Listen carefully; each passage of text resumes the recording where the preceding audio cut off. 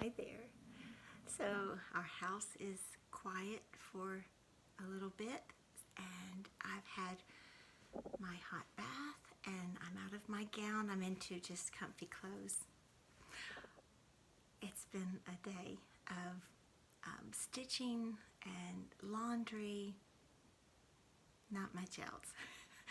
um, my weeks are so hectic. I know I've said that before. It's just nice to have a day where I can catch up a little bit and rest and then just do some stitching. And I know always tell my kids, do the hard stuff first and then the fun stuff later. Well, I'm not doing that today. I did some fun stuff first and then a little bit of work, and then I have my computer here ahead of me, lesson plans and reviewing work for school.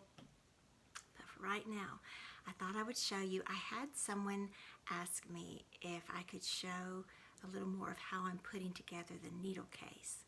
So I wanted to show you that. I'm pretty excited how it's coming together. And I also wanted to show you, once I did a little bit of that, then I could get to work. I had an order for an Eliza-the mouse. And this one will just be going to Bristol, Tennessee. She won't be traveling too far. But I had a request for Sugar Plum Fairy, Eliza the mouse. This is what she wore when she went to the ballet in New York, my original Eliza mouse. So now I make, this is called her Sugar Plum, the Sugar Plum Fairy mouse, because she wanted to be a Sugar Plum Fairy, just like the ballerina in the Nutcracker Ballet. So, so you might have seen my pictures of her. I just did a little post, and when I was busy stitching on the Singer sewing machine over there in the corner, my needle case. So I'll put Mousie over here in her my little tin for sewing Mousies. And that's why I'm so excited about the little needle case that I can carry along with me in, this is my tin.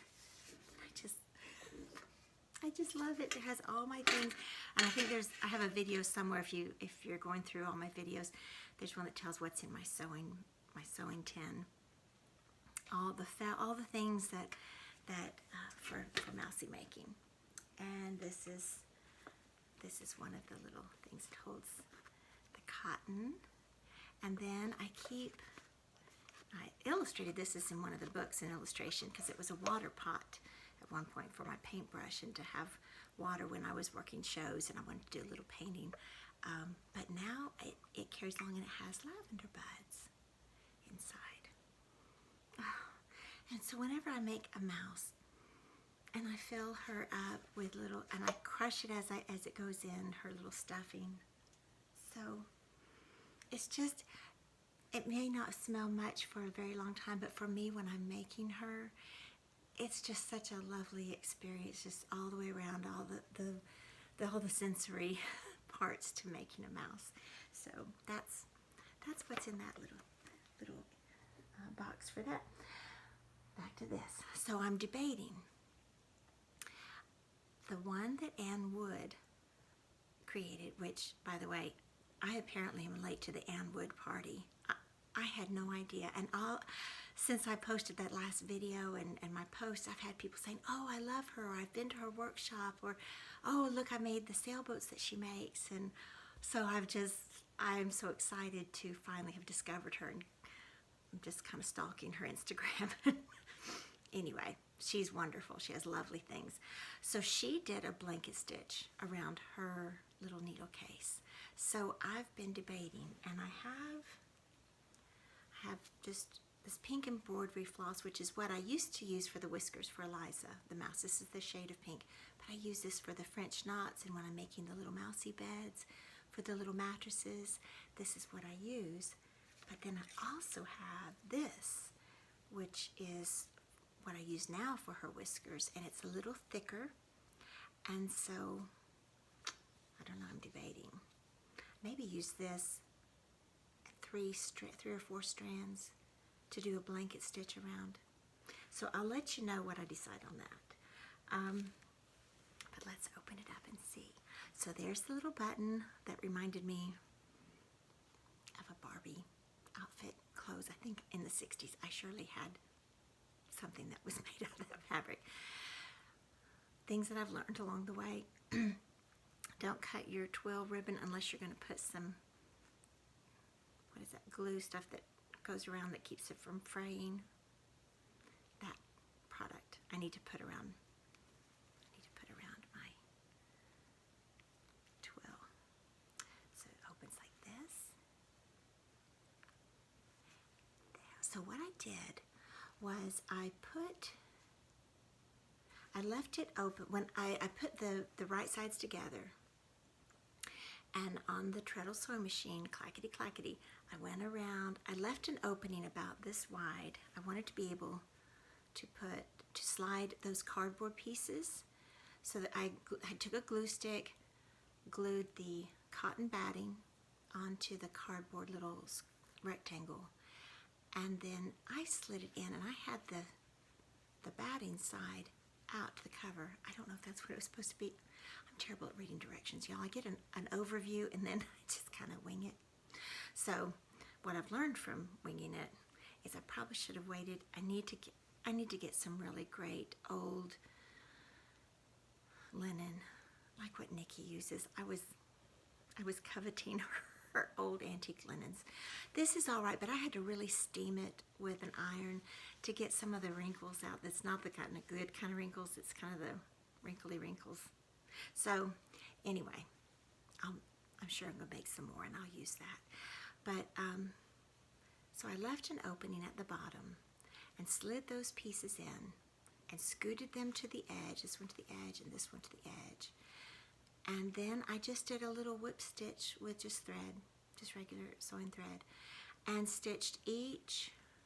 So this was this one. Now this is going to hold these cute little scissors with the fox dangling down.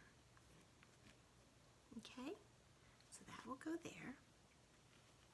And then I guess I will look at my directions to see how to attach them. I remember seeing a part where she did at the top and at the bottom, but I'm not sure if she ran a stitch through once they were all together. I'm going to check and see. So this is the section with the little mousy ears and the feet, and then the little hanker sniff. There she is. That's the profile. And there's, oh, can you see the little bit of wool that I used? And I didn't tell you in the last video, but the reason this is not attached anymore to the original shawl was because Scout would get a hold of her and would chew at the little shawl and kept tugging and pulling at this to where it just came off. And so I had reattached it several times. Well, then it was so faded, and I thought, but that's why I couldn't throw it away, because I thought that was the original ribbon. So do you see? It's between a fine line between a blessing and a curse, being this sentimental. So that's the story on that. So I don't know. Then this is the other page. I didn't do anything more. You know, sometimes I think less is more. My mother always says, a good artist knows when to stop, when you don't want it just so much that you can't even appreciate the features in it. It's such a small book too. So you've got your feature pages, and then you've got room to tuck your needles and actually for the purpose of what it's supposed to be for anyway. Then came the little heart. This is a little wonky, but I love kind of how it dips at the end, at the point there. So that will go in, and I debated, should I do this side or this side? But I think I like the 12 there. And then it goes in like this. Ta-da! So let's see. And I didn't tell you what these were. This is the original hydrangea ribbon. See, before there even was a mouse, I came across this company. They had an online website, this little shop, and they carried all kinds of beautiful ribbons, hand-dyed Gloriana ribbons. That's where I got my needle threader that I just love. And I've Googled, and it was kind of like for a chatelaine. So it has a little loop there. You could have had, I'm sure there were some other things. but I just love that. So I found a source where I can order another one. I think I'll get another one to add, because it really has been quite handy to have. And I didn't quite show you all the details of, this is where I took some of that ribbon. Now see, I had cut it in half. This was the full ribbon. And see if I can do that, looking at this and the camera. That just slides in there. See, it holds it like that. And then the pocket, I can put the original Gloriana ribbon that so I had ordered these when I started knitting the little shawl for Eliza. This was the ribbon, the original hydrangea. It has the colors on the back. They just had the prettiest, they had one called Green Gables. I was a sucker for the pretty names. It's like the nail polishes that have pretty names. So that was the first one. Then when I made her pink shawl for Rosewater Cottage, the shade was called Victorian Rose. I don't have my reader glasses on, sorry. So this, and that's the shade that her first little pink shawl for Rosewater pink shawl was. This was the little silk ribbon ties for that. So now I have a spot for those if I want to have them in there, or if they get too bunchy I might take them out. Anyway, it's so cute. It just fits, it feels good in my hands. So just love that. Then when I was telling you about Jessie Chorley, this little piece that was inspired by Jessie Chorley. If you don't know her, let me just show you a sample. I have a few things here to show you, all my toys. This, I'm trying to think, was it 2017 or 2018? It's running together now. When she introduced it, maybe 2018, when she introduced her friendship quilt, this was the little bag that came so you can carry all your little things together. Her packaging is darling. Darling, I want to say to every little piece, every little thing that she did, that she has. So I've tied it all together and I've kept it in the bag. Little fabric scraps and things to make this friendship quilt. So I got started on it. And then there's the fabric for the muslin to attach your little quilt pieces. And then this was the dress. I just love her whole aesthetic. Everything about it. I just loved her style. So, excuse me. So these are the little pieces that I have completed. Of course, I've got works in progress all over the house. But so this is, how perfect is this for a storyteller? Once upon a time. Every good story starts with once upon a time. So I got to choose. This was the thing about Jessie. She recommends her favorite threads, her colors, the shades that she uses. But I'm so set in what my palette is, my color palette, that she gives you the freedom of using the shades that you like. So, but I've learned new stitches between Jessie and Nikki Franklin. I had to love all these projects. So I'm such a stitching fanatic. So learning new things has been wonderful and a great stress reliever. So just so you know. So that's that one. This was one that reminded me, it reminded me of the cottage, of our time in the cottage, and the little buttercups that I had growing there, and the pink roses that kind of climbed over, and always hearts and grapevine wreaths.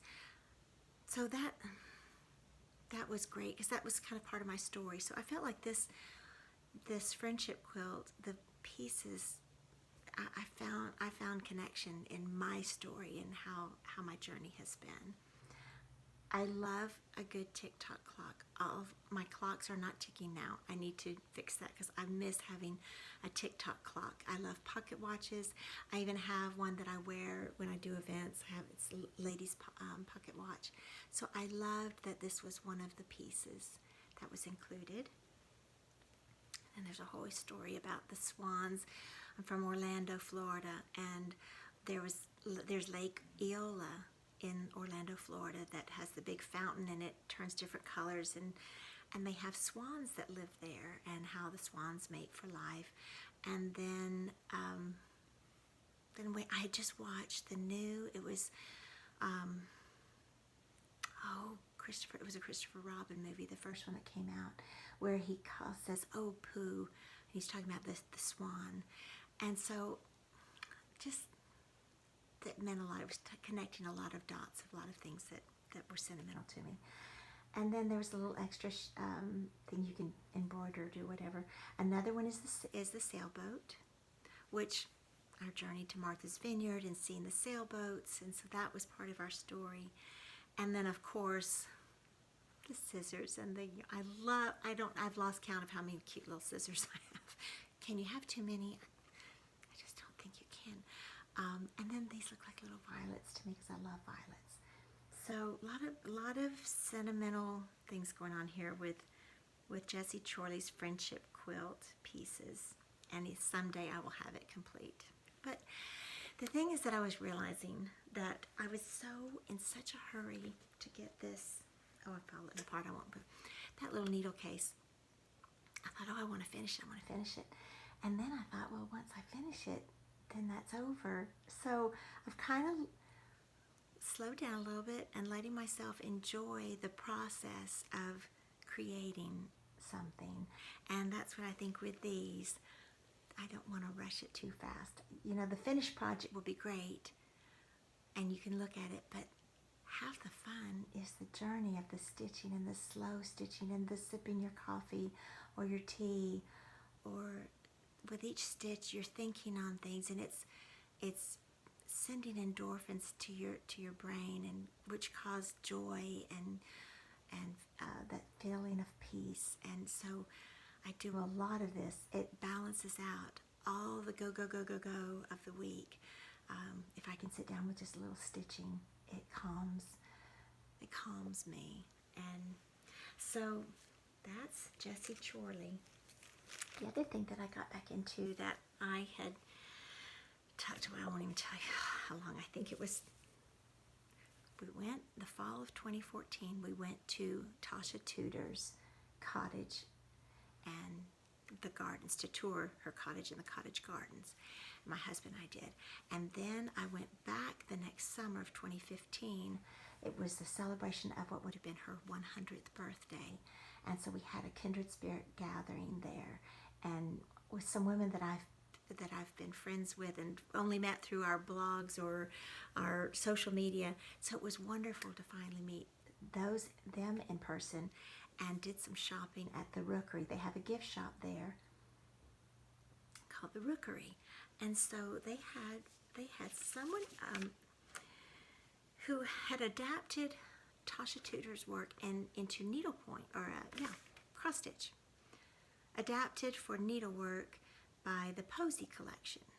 So it was a dollhouse sampler. Well, at the time, I didn't have a dollhouse. I didn't have Pink House, the dollhouse. And so, but it just was so sweet. And so I bought it. I just pulled it out a few weeks ago. Anyway, I'm losing track of time. Not that long ago, my mother had started back with some cross stitching, and I thought, I found the little kits. I've got like 4 of them. I pulled them out, and I asked Sophie, I said, which one do you think I should start with? And she liked this one, and I did too. And I thought, well, that one I could finish it, and I can hang with Eliza and Lula Kate's dollhouse. So I'm working on that, and I love the palette. Again, I'm all about these shades, and I've just tucked the threads. I wound them around the little cards, and there's another cute pair of scissors all tangled up in the thread. I love these with the little Eiffel Tower. So right now I'm carrying these around in the tiny little Longenberger basket with the tiny little hoop of the tiny, love tiny.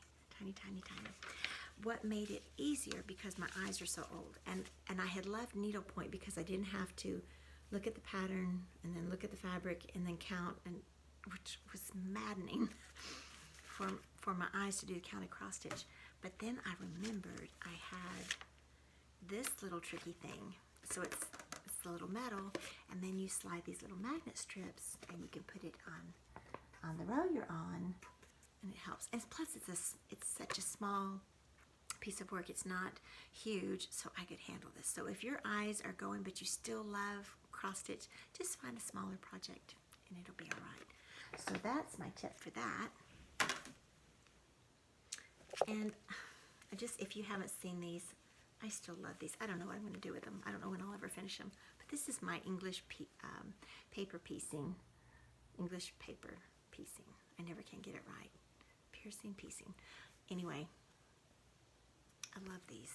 So this is Tilda fabric that I had ordered. And so I don't know what I'll do with it. But they sure are pretty and crisp. So I go back and forth. I like things that are kind of messy stitching. Like the Jessie Chorley isn't so exact, and it gives you some freedom with the stitches. And the little needle case is a little wonky. Sometimes I just like the pristine, crisp edges, and part of me is drawn to that as well. And then this was I love these colors. That's sweet. So that was the Alice in Wonderland fabric. I had made Sophia a little dress for Easter when she was 4. So that will always remind me of that little dress and her wearing that. So those are the projects that are in the works. And as I finish the needle case, I can maybe do it in pictures, or I might hop on and do another video for something else and show you, just recap. But I think that's all I wanted to share with you. So I'm hoping your Saturday is good, that it helps you bring balance. I mean, right now I look across the house, it's a wreck. There's piles of clothes to fold, and I need to vacuum, and I need to clean a lot more. But you know what? What does my soul need right now today, after I've been giving and giving and giving all week long? I kind of need to listen to what my body is needing.